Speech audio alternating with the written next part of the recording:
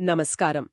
కౌమార దశలో ఉన్న పిల్లల ప్రవర్తన గురించి ఈరోజు కొంచెం లోతుగా చర్చిద్దాం. చాలామందికి ఇదో పెద్ద తలనొప్పి కదా. అవును, నిజమే. మన దగ్గర ఒక పాఠశాల తమ విద్యార్థుల తల్లిదండ్రుల కోసం తయారు చేసిన ఒక సమాచార పత్రముంది. దాని ఆధారంగా మాట్లాడుకుందాం. ఉమ్, అసలు మన ఉద్దేశమేంటంటే, కౌమార దశలో ఉన్న పిల్లల పట్ల మనకున్న ఆ చిరాకును ఆసక్తిగా ఎలా మార్చుకోవాలి. సరే, మరి మొదలు పెడదామా? తప్పకుండా. అంటే మనం చూసే ప్రతి సమస్యాత్మక ప్రవర్తన వెనుక ఆ గైడ్ ప్రకారం ఒక ముఖ్యమైన ఎదుగుదల దశ దాగి ఉంటుంది. ఓహో. వాళ్ళు మనల్ని విసిగించడానికి ఏమీ చేయడం లేదు. వాళ్ళు పెద్దవాళ్లుగా మారడానికి సిద్ధమవుతున్నారు అన్నమాట. నాకు తెలిసి మొదటి గొడవ మొదలయ్యేది వాళ్ల మూడ్స్తోనే. ఒక నిమిషం సంతోషంగా ఉంటారు, మరుసటి నిమిషం అవును, తలుపులు బాధేంత కోపంలో ఉంటారు. ఖచ్చితంగా కావాలనే కోపంగా కఠినంగా ఉంటున్నారు అని తల్లిదండ్రులు అనుకోవడం సహజం కదా. నిజమే. కాని ఇక్కడ ఆశ్చర్యపరిచే విషయమేంటంటే వాళ్ల మెదడు ఒక పెద్ద హార్డ్వేర్ అప్డేట్ దశలో ఉంటుంది.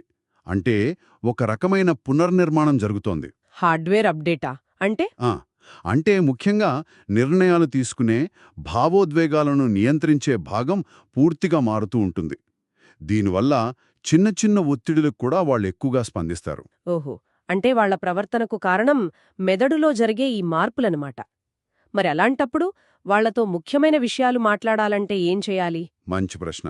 వాళ్ళు కోపంగా ఉన్నప్పుడు మాట్లాడడం అసాధ్యం. అవును. ఒక రకంగా చెప్పాలంటే వారి ఆపరేటింగ్ సిస్టమ్ రీబూట్ అయ్యే వరకు మనం ఆగాలి.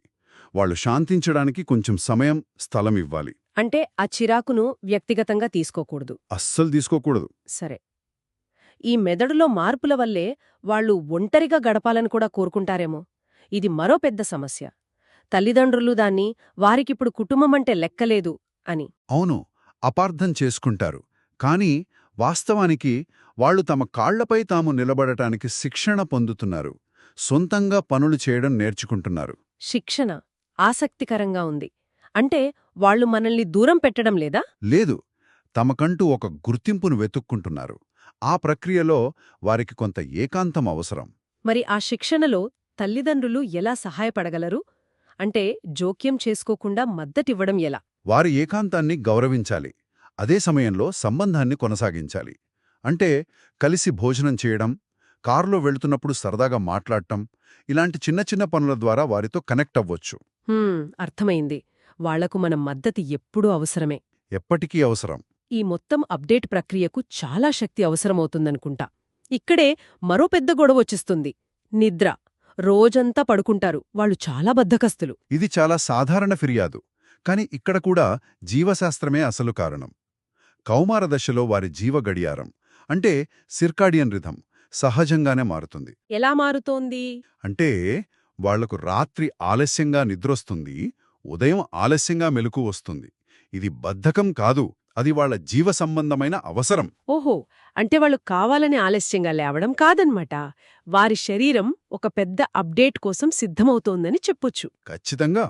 ఆ నిద్ర వారి శారీరక, మానసిక ఎదుగుదలకు చాలా ముఖ్యం. దాన్ని ఒక సిస్టమ్ అప్డేట్ లాగా చూడాలి. వారాంతాల్లో ఎక్కువసేపు పడుకొనివ్వడం మంచిది కూడా. సరే. మెదడు మారుతోంది, స్వాతంత్ర్యం కోరుకుంటున్నారు, నిద్ర అవసరం. ఇవన్నీ వాళ్ళు ప్రతిదానికి వాదించడానికి కూడా కారణమవుతాయా? కేవలం కష్టపెట్టడానికే వాదిస్తారు అని చాలామంది అనుకుంటారు. అవును, కానీ దాన్ని మరో కోణంలో చూడాలి. వాళ్ళు తమ విమర్శనాత్మక ఆలోచన నైపుణ్యాలను పరీక్షిస్తున్నారు. అంటే కుటుంబం అనేది వాళ్లకొక సామాజిక ప్రయోగశాల లాంటిది. ఇక్కడ వాళ్ళు తమ అభిప్రాయాలను చెప్పడం, తర్కాన్ని ఉపయోగించడం నేర్చుకుంటారు. కానీ వారు వాదించే తీరు చూస్తే అది కేవలం అభిప్రాయాలు చెప్పినట్టుండదు కదా, మనల్ని కించపరిచినట్టు అనిపిస్తుంది కొన్నిసార్లు. నిజమే. అందుకే వారి విమర్శను వ్యక్తిగత దాడిగా చూడకూడదు. వాళ్ల వాదన వెనుక ఉన్న తర్కాన్ని అడగాలి. ఎలా? ఈ నియమం నీకు ఎందుకు నచ్చలేదు? దీని బదులు ఏముంటే బాగుంటుంది అనుకుంటున్నావు అని అడగాలి.